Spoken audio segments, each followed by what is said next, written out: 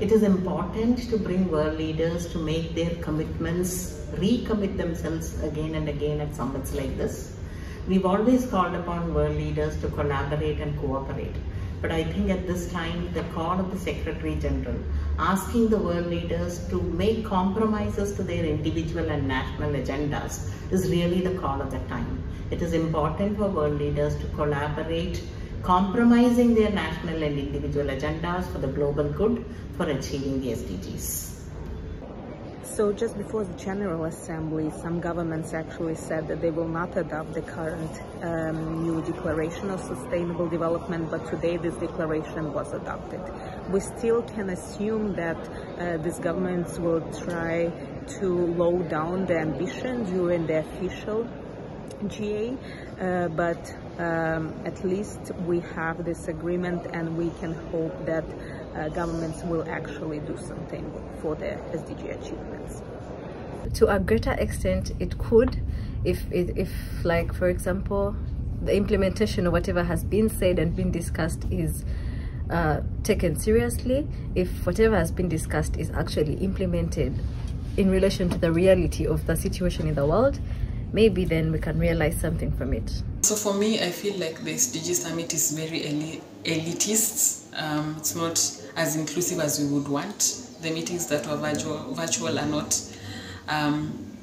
as accessible as would have been desired by people who are not in New York. And for someone who, this is my second time engaging in this space, I felt like the intentionality of including everyone in the conversations and making sure everyone sort of understands is different. And then also just the knowledge that there's a lot of privilege in people who've been in this space longer, and a lot of perception around people who are just trying to learn this space.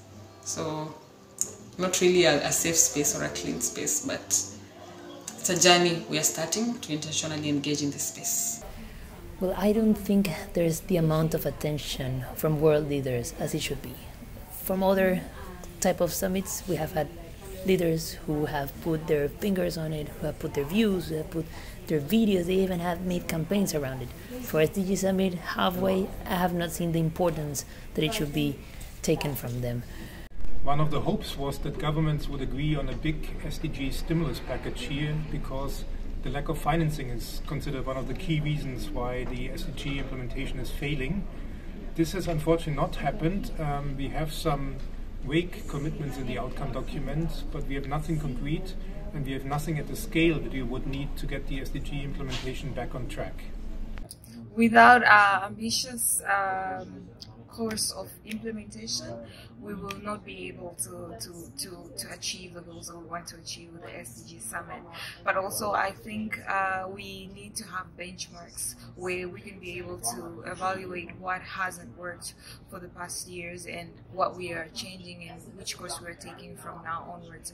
But also very important for it to yield more impact. Young people are at the grassroots creating solutions, and it is time that the summit and beyond the summit avenues are expanded for more young people to take course, to be part of the decision-making table, but also to be given space to innovate and create solutions around the sustainable development goals.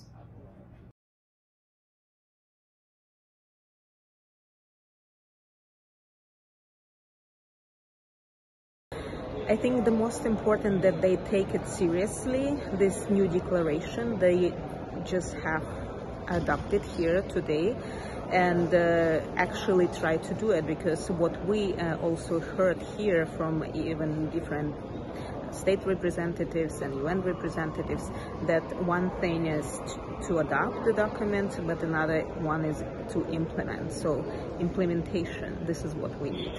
Our demands to the world leaders is very clear and articulated over and over again. We know the challenges of inequality, climate crisis, war, increasing hunger, poverty. So I think the challenges and strategies have been very well articulated. It is for the world leaders to really fulfill their promises and commitments. 0.7% to the ODA, $100 billion annually for the climate crisis, and many other issues like social protection floor, issues to support hunger and nutrition. I think the demands are very clear. We want them to fulfill their promises and their commitments that have been made for years and years. Well, we were asking for more finance, but we were also asking for a reform of the international financial architecture. We do need better institutions. We need, for example, institutions that help us to raise public revenue. We were campaigning here for United Nations Tax Convention. We also need institutions to address the debt crisis. We were also, together with the UN Secretary General here, calling for a multilateral debt workout mechanism. So these reforms, these institutional reforms, were one of the key things we tried to take forward here.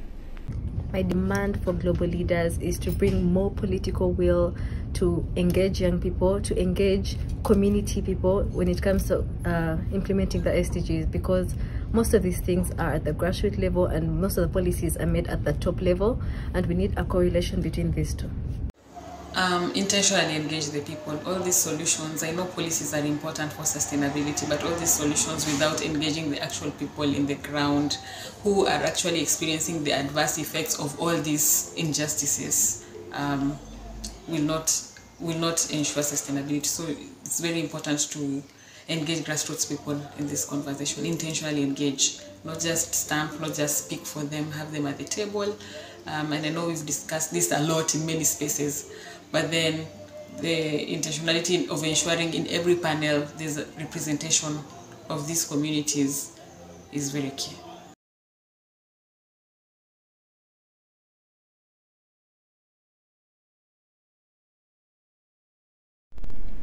I think it is now clear that many, if not most, of the Sustainable Development Goals will not be achieved, but this was actually clear from the start.